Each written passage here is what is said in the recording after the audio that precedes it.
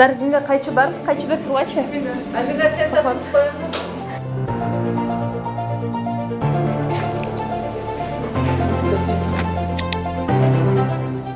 Рима Маматова индустриалдык педагогикалык колледжинин 3-курсунун студенти. Ал тигүү буюмдарын конструкциялоо, модельдештирүү жана технологиясы адистигинде окуйт. Рима студент болгонуна карабастан бир учурда окуу менен бирге Ошмунун окуу өндүрүштүк комплексинде тигүүчүлүк кесибин аркалайт. Ал бул жерде иштегенине 1 жылдан ашты. Биз бул жерге оремдин негизинде келип жумуш кылабыз. Азыркы учурда студенттерге жумуш табылыш өтө кыйын.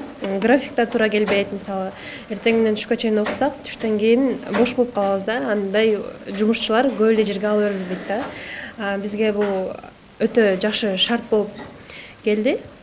Биз азыркы учурда бул жерде тигип, өзүбүздүн практикабызды жүргүзгөнчө эле өзүбүзгө иштей алабыз да. Жакшы айлык акысы жакшы төлөнүп берет. Бизге ал жерде студенттерден 18 жаштан өткөн студенттерди каттап койгон. Ош мамлекеттик университетинде алар ар бир айда картасына мугалимдер айлык алгандай эле картасына акчасы түшүп турат. Жакшы эле чыгат айлыгы. Студенттерге жетет, жада калса ашып калат. Кээ бир учурда өзүбүздүн эмгектенгенибизге жараша айлыгыбыз чыгат. Анын көп учурда өзүбүзгө эле коротобуз. Урматтуу көрүүчүлөр, Ошмунун окуу өндүрүштүк комплексинде дал ушундай кол баштык, шоперлер, кийизден жасалган сувенирлер, улуттук кийимдер студенттер тарабынан жасалат. Студенттер бир учурда окуу менен катар практикалык өнүмдөрүн айкалыштырат. Алдыда бул комплекс тарабынан жасалган өндүрүштөр Ошмунун фермалык дүкөнүнө сатка чыгарылат.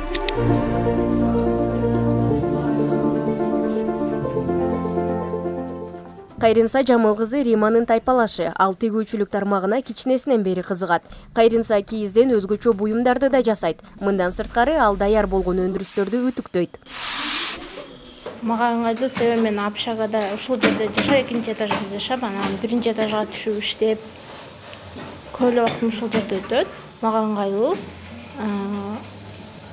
Сабактан тышкары келип, ушун жадан ушул жага чейин чектөө жок. Студенттерге ыңгайлуу шарттар бар. Кыйынчылык жаралды, модулдарда кыйналдым. Бирок ушул кесипти жакшы көргөндүктөн кыйынчылык деле болгон жок. Саламатсыздарбы кыздар? Бүгүн Ошгунун 85 жылдыгына карата шопер тигебиз. 2 капталын 1 сантиметрден туташтырып алып, оверлокко салабыз. Бретелькасын готовый 3 сантиметр кылабыз, чистый край кылабыз. Бул комплексте этно-стилдеги кол баштык, балдарга, кыз келиндерге жана жаштарга футболка, баш кийим жана перделер тигилет. Кышы жайы жумуш болуп тургандыктан студенттер үчүн ыңгайлуу шарттар түзүлгөн. Жумушчулар иштөө жөндөмүнө жараша айына 10 миңден 18 миңге чейин акча табышат. Студенттерди көп жерде студент деп ишке кабыл алышпайт. Кабыл алса дагы официант ал түнкүгө чейин болуп калат иш убактысы. А бизде студент болсо дагы ишке кабыл алабыз. Именно ошо окуу өндүрүштүк комплексинин студенттерге арналып ачылган ушул ишкана. Студенттер келип бош убактысында сааты чектөө саатына чейин иштесе болот.